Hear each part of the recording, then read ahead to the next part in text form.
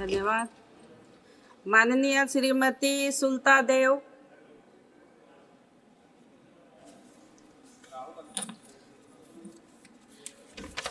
जय Jagannath. Honourable vice chairman madam, मुझे इतना इम्पोर्टेंट टॉपिक में बोलने के लिए मौका देने के लिए मैं आपका आभारी हूँ। 7 मिनट है। 4 ट्रिलियन डॉलर इकोनॉमी तक तो हम पहुँच ही गए। फिर देखा जाए तो कितने मुश्किल से भी पहुँचे। रसिया यूक्रेन का कॉन्फ्लिक्ट हो, कोविड के चलते आज हम यहाँ तक पहुँच गए। मेरे पूर्वज सारे वक्ता आंकड़े दिए, मुद्रास्फीति का और जीडीपी का, ग्रोथ का, सबका। वो आंकड़ा मैं नहीं देना चाहूँगी। मैं एक महिला हूँ। मैं जो गाँव में और जो रूरल एरिया में जो महिला बिलोंग्स करती है, सारे ये भारतवर्ष में मैं शायद उनके तरफ से जैसे मुझे लगता है वही बोलना चाहूँगी जो दिल से बोलूँगी। ये बात है कि मैं एक महिला हूँ। पहले मैं किचन से बात करूँगी, क्योंकि जीडीपी कितना भी बढ़ जाए, देश हमारा आगे बढ़ रहा है, ये हमारे लिए गर्व की बात है। इसके लिए मैं देश के प्रधानमंत्री को तहे दिल से शुक्रगुजार करूँगी कि हमारा देश बढ़ रहा है, भारत आगे बढ़ रहा है, भारत का नाम दुनिया में रोशन हो रहा है। मगर मैं फिर भी वही आऊँगी किचन में। मैं क्योंकि एक महिला हूँ, हम कहीं भी जाए मगर किचन में अगर एक गरीब की थाली में सब चीज़ ना हो तो कहीं ना कहीं कुछ ना कुछ अधूरा ही लगता है, कहीं ना कहीं कुछ ना कुछ कमी ही खलती है।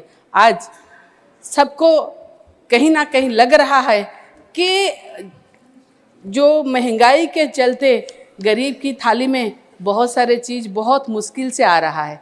जिस दिन गरीब की थाली भरा हो जाएगा ना, उस दिन पूरा देश हंसेगा, उस दिन जीडीपी भी ग्रोथ होगा, जितना भी ग्रोथ होगा।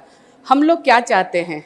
हम लोग ये चाहते हैं कि एक पॉन्ड है जिसमें बड़ी मछली भी रहे और छोटी मछली भी रहे। ऐसा ना हो कि बड़ी मछली सारे छोटी मछलियों को निगल ले।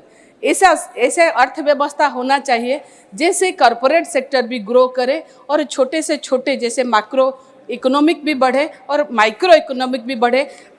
जैसे साधारण लोगों के पास हाथ में पैसा जाए तो ये पैसा देश में रहेगा।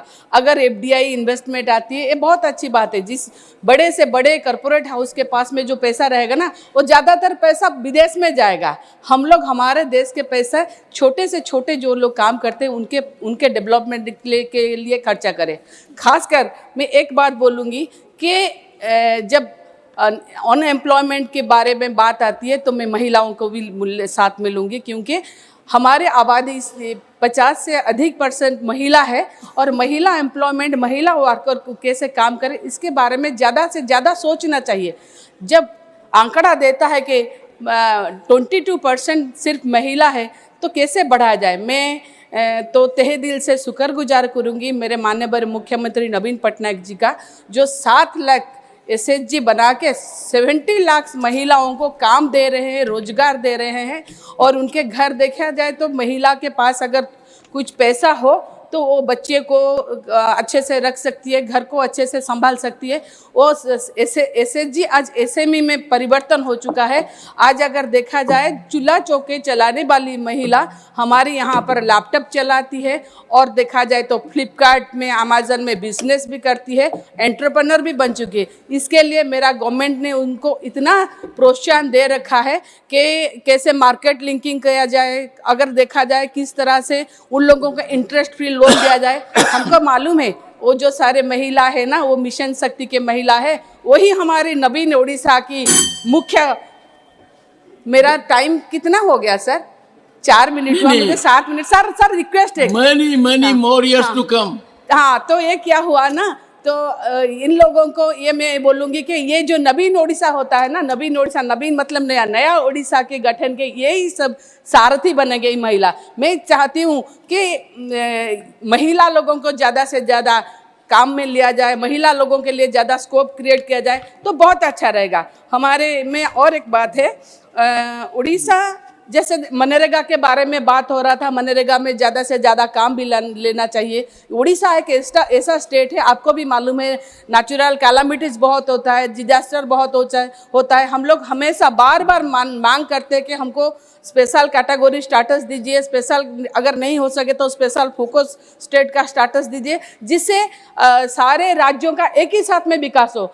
अगर देखा जाए तो जब माननीय मुख्यमंत्री नवीन पटनायक उड़ीसा का शासन भार लिए थे तभी 11,108 करोड़ का बजट था। अभी हमारे मुख्यमंत्री का बजट, हमारे स्टेट का बजट 2,30,000 का है। अगर ये ऐसा चलता रहेगा तो आगे भी देश बढ़ेगा, सब भी बढ़ेंगे। मगर ये जो मैं बोल रही हूँ कि जो अनएम्प्लॉयमेंट के बारे में जो काम है, जो स्किल का हो रहा है, उड़ीसा में जो स्किल सेंटर्स है, जितने छोटे से छोटे बच्चे भी स्किल हो रहे हैं, उनके लिए ऐसा प्रावधान हो कि वो सारे जगह में जा सके, सारे जगह जाकर काम कर सके।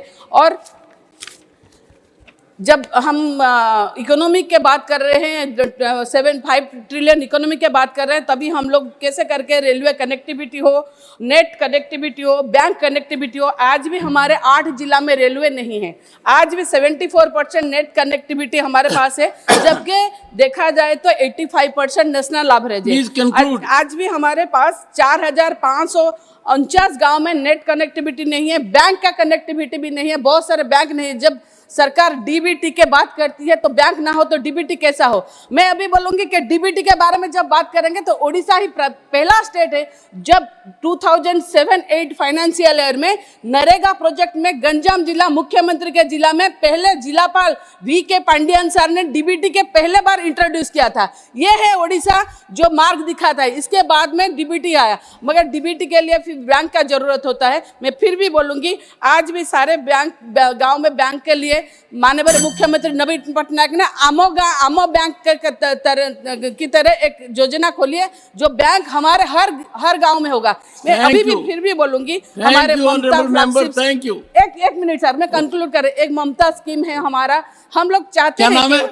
What's the name? ममता। ये आपके बहुत करीब नाम है सर, मुझे पता है, थैंक यू सो मच। ये ममता योजना है जो हमारे सारे उड़ीसा के लोगों के लिए, महिलाओं के लिए है, जो देखा जाए तो ड्रास्टिकली मातृमूत्रहार और शिशु मूत्रहार MMR IMR कमाया। मैं अभी भी बोलूँगी, फार्मर इनकम कहीं डबल हुआ ना हुआ हो, हमारे पिछले 2 साल से हमारे यहाँ का फार्मर्स का दुगनी इनकम भी हो रहा है। अगर ये सबको साथ में लेके अगर चलेंगे ना सारे स्टेट को, तो सारा दुनिया हंसेगा। ये मैं अभी भी बोलूँगी, मैं भारत का रहने वाला हूँ, भारत की बात सुनाता हूँ। ये हमारे हिंदुस्तान है ना, सबसे अच्छा है, सबको मिलजुल के रहना चाहिए। सबका एक ही साथ में अगर देखा जाए तो इक्वली डेवलपमेंट हो तो कहीं ना कहीं भारत भी हंसेगा, सबको ही हंसेंगे। मैं इतना ही बोलूँगी। Thank you so much. वंदे उत्कल जननी, जय Jagannath. Honorable members, some speakers are yet left. We'll take them tomorrow. I will now continue with the special mentions. Oh, please.